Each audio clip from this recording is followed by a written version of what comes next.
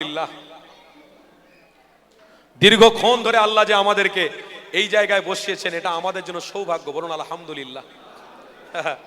আমাদের জন্য মস্ত বড় সৌভাগ্য। আমরা সকলে জ্ঞানী গুণী পয়সাওয়ালা, সব আমাদেরকে আল্লাহ দিয়েছেন, কিন্তু যেন ঈমান হারা না করে মৃত্যু দান করেন। বলুন আল্লাহুম্মা, জোরে বলুন আল্লাহুম্মা। তাহলে আমাদেরকে আল্লাহ ঈমান হারা না করে যেন মৃত্যু না দেয়।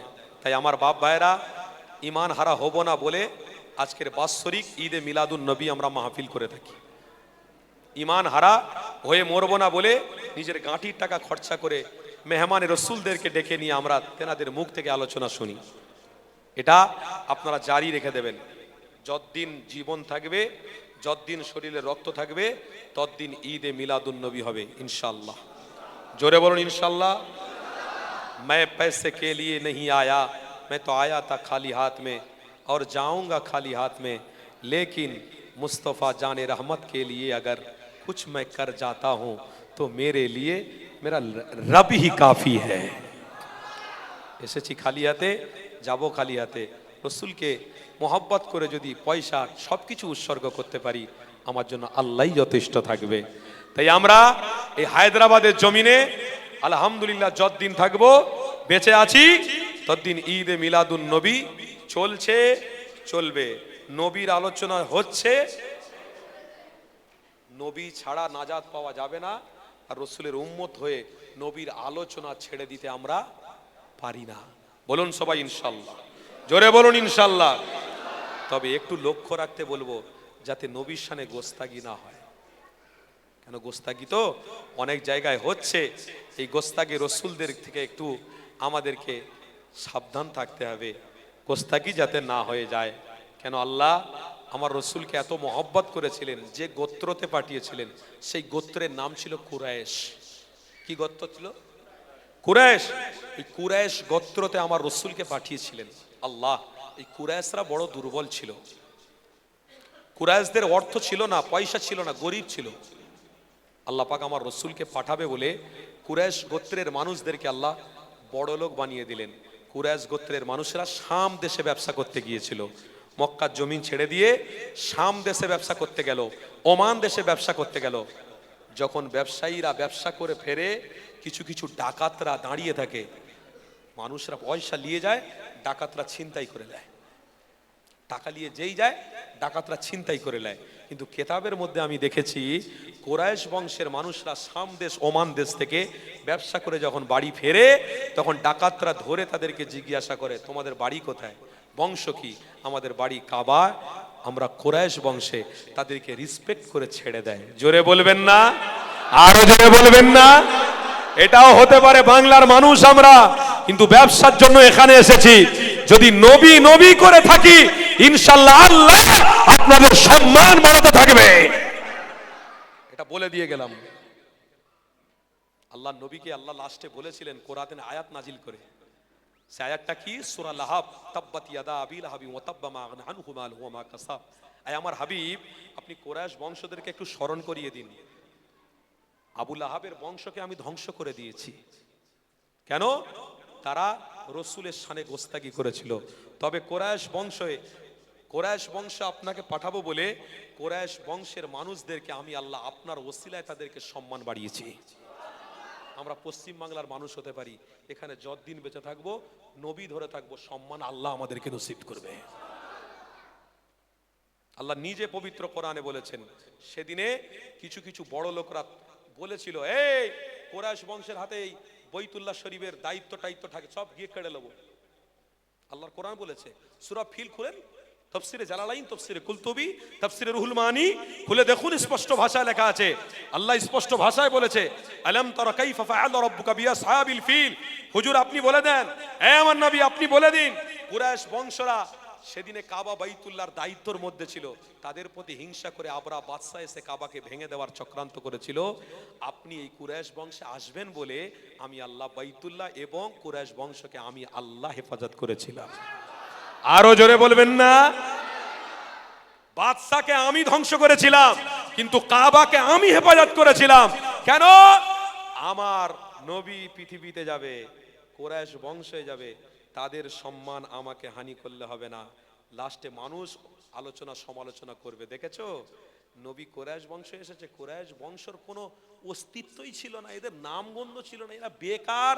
তাই আগে থেকে আল্লাহ কুরাইশ বংশের অস্তিত্বকে বাড়িয়েছিলেন। এই জন্য বাড়িয়েছেন কেন? বাইতুল্লাহ শরীফ কুরাইশ গোত্রের মানুষদের হাতে থাকবে, চাবিকাঠি তত্ত্বাবধানে তারা থাকবে। কেন? এই কুরাইশ বংশেই মুহাম্মদ মুস্তাফাকে আমি আল্লাহ পাঠাচ্ছি। কেউ কাবা শরীফ ধ্বংস করতে পারবে না।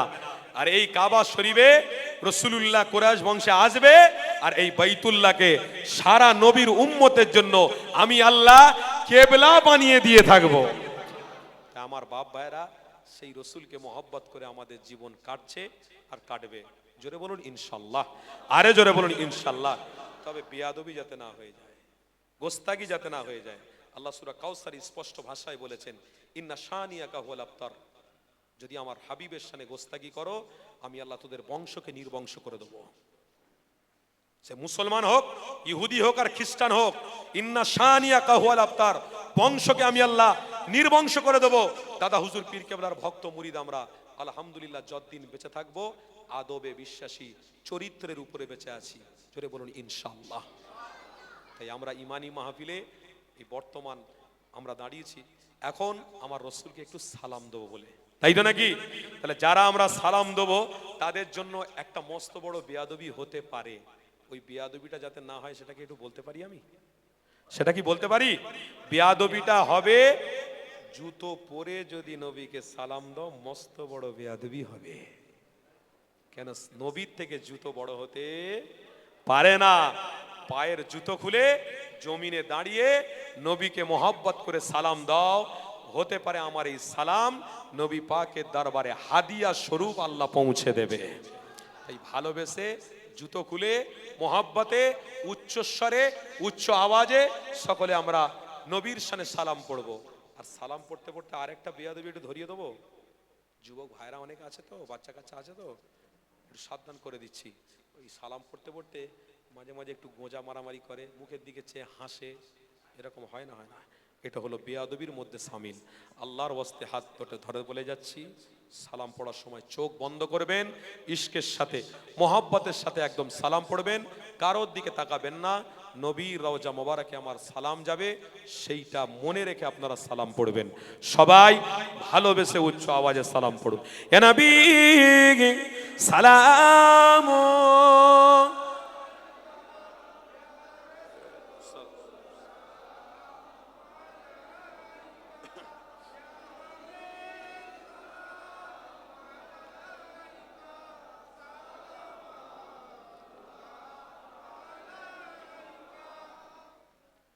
या नबी नामो ओ प्यारा, या रसूल नामो ओ प्यारा, अर्श पर हक रे ए फुकारा, सच पे गोगम भर है एक हमारा, या नबी सलाम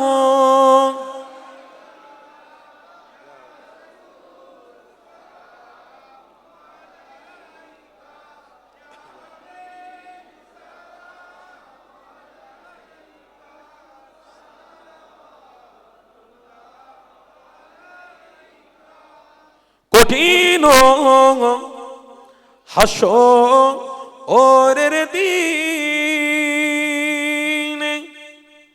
কি আছে মোদের এ কপালে,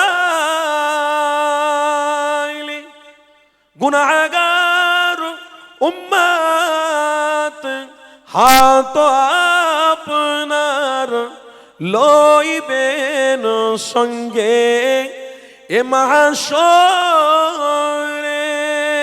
ইয়া নবী সালাম ইয়া রাসূল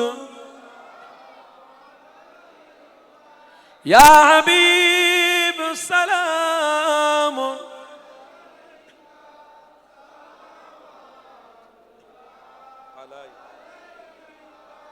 ইয়া নবী মদিনা হতে সব কিছুই পারে এন দেখিতে মোদের লাশ কবরে এ রাখিলে লইবেন আপন অনুকরে নবী সালাম ইয়া রাসূল ইয়া হাবিব সালাম সালাওয়াত। সকলে বলুন আলহামদুলিল্লাহ, জোরে বলুন না আলহামদুলিল্লাহ। আমরা দাঁড়িয়ে হাবিবকে সালাম দিয়ে আমরা ধন্য হয়ে গেছি। আল্লাহ এই আহমদাবাদে এই ঈদে মিলাদুন নবী জলসা কমিটির পক্ষ থেকে, গুনাহগারদের পক্ষ থেকে, ভিখারীদের পক্ষ থেকে, গরিবদের পক্ষ থেকে আল্লাহ গো আপনার হাবিবকে মহব্বত করে সালাম পড়িয়েছি। আল্লাহ সালামের নজরানা নিয়ে আপনার হাবিব পাকের রওজা শরীফে পৌঁছে দেন। বলুন আল্লাহুম্মা আমিন, জোরে বলুন আল্লাহুম্মা আমিন। সকলে মহব্বতে বসুন, দোয়া হবে। ইয়া রব্বি সাল্লিম দাইমান।